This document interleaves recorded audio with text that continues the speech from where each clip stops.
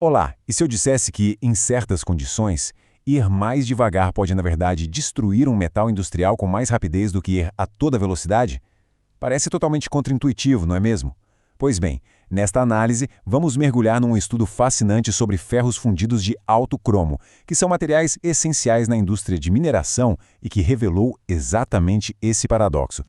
Antes de entrar nos detalhes técnicos, vamos fazer um exercício mental bem simples. O que se espera que aconteça quando um fluxo de líquido, cheio de partículas de areia, atinge uma peça de metal com muita força? A resposta parece meio óbvia, certo? Mais velocidade significa mais energia, o que resulta em mais dano. É um princípio básico da física. As partículas na polpa, quando se movem mais rápido, carregam mais energia cinética.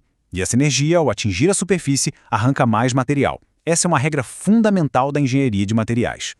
É exatamente aqui que o nosso tema de hoje fica interessante, porque o estudo que vamos analisar virou essa lógica de cabeça para baixo. Em condições muito específicas, os pesquisadores observaram o impensável. E esse é o paradoxo que vamos desvendar agora. Para a gente entender esse mistério, vamos seguir um roteiro bem claro. Primeiro, vamos definir bem o que é esse paradoxo. Depois, conhecer os materiais envolvidos. Vamos ver como os cientistas os colocaram à prova, revelar os resultados surpreendentes e, claro, explicar a ciência por trás de tudo, mostrando por que essa descoberta é tão importante para a engenharia. Vamos começar pelo início, então. O fenômeno que estamos investigando foi observado num tipo bem específico de material, os ferros fundidos brancos de alto cromo, também conhecidos como HCCI. E, para ser mais exato ainda, em ligas com uma quantidade muito alta de carbono, as chamadas ligas hipereutéticas. E vale ressaltar, isso aqui não é só teoria de laboratório não. Essa descoberta veio de testes que simulam as condições extremas que equipamentos como bombas de polpa enfrentam no dia a dia da mineração. Ou seja, estamos falando de um problema do mundo real com implicações muito práticas.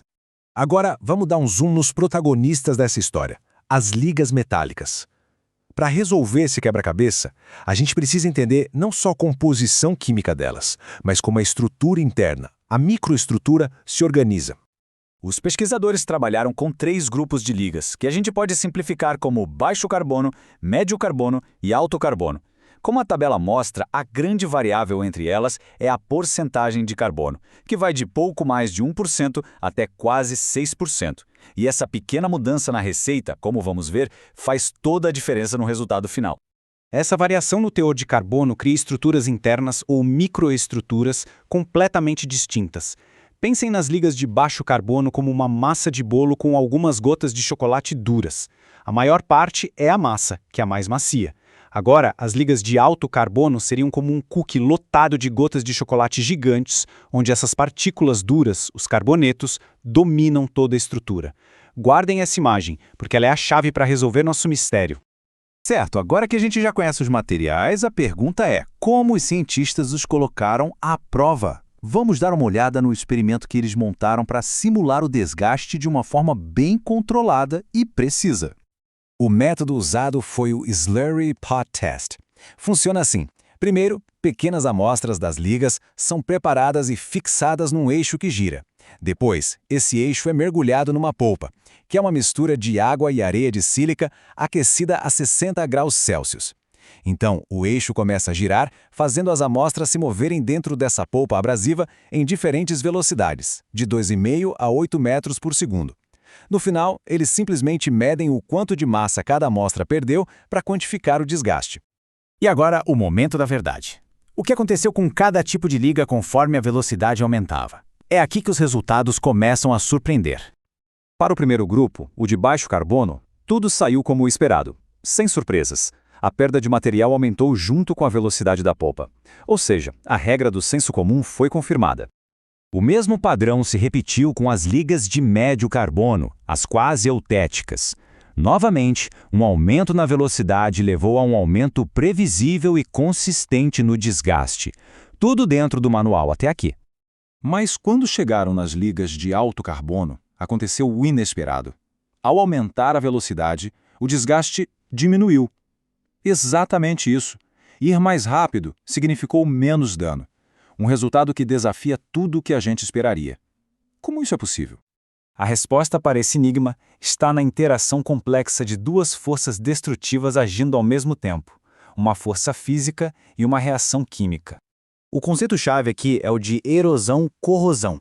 Não se trata apenas de erosão mais corrosão. É um fenômeno sinérgico, onde a combinação dos dois ataques acelera a degradação do material de uma forma muito mais severa do que a soma das partes. Vamos detalhar essas duas forças em jogo. De um lado temos o ataque mecânico, a erosão pura, as partículas de areia batendo e arrancando fisicamente pedaços do material. Do outro lado, o ataque químico, a corrosão. A superfície do metal reage com o ambiente corrosivo da polpa criando pontos de fraqueza, como pequenas cavidades. Em baixa velocidade, o que acontece é o seguinte: a superfície do metal passa mais tempo em contato com a polpa corrosiva. Isso dá tempo para a corrosão agir. Ela ataca preferencialmente a matriz metálica, que é mais macia entre aqueles carbonetos duros, formando microcavidades. Essas cavidades enfraquecem toda a estrutura da superfície. Aí, mesmo o impacto de baixa energia das partículas de areia já é suficiente para arrancar esse material que já está fragilizado. E aqui vem a virada da história. Em velocidades mais altas, o bombardeio mecânico das partículas de areia é tão intenso e tão rápido que a corrosão simplesmente não tem tempo de começar a agir. O ataque químico é suprimido. O material passa a enfrentar basicamente só a erosão pura. E para esse tipo de ataque, a sua estrutura super resistente e cheia de carbonetos duros está muito bem preparada. Entender esse mecanismo complexo não é só um exercício acadêmico, isso tem implicações diretas e muito importantes para a engenharia e a seleção de materiais no mundo real. Os próprios pesquisadores do estudo resumem a descoberta de forma bem clara. A chave aqui não é só a corrosão em si, mas o fato dela ser localizada. Ela cria pontos fracos específicos que funcionam como um calcanhar de Aquiles para um material que, de resto, é extremamente resistente. Talvez o resultado prático mais valioso do estudo tenha sido a criação de um mapa. Esse mapa mostra, com base na composição de cromo e carbono, uma zona de perigo. Ligas que caem dentro dessa zona são especialmente suscetíveis a esse comportamento estranho de desgaste e, portanto, devem ser evitadas em aplicações de baixa velocidade em ambientes que também são corrosivos. No final das contas, este estudo nos deixa uma lição muito poderosa. Na engenharia de materiais, ser o mais duro ou o mais forte nem sempre é a resposta. Às vezes, o segredo da durabilidade está em entender a dança complexa entre o material e o ambiente em que ele opera. A pergunta que fica é, para o próximo desafio, a busca deve ser pelo material mais duro ou pelo mais inteligente?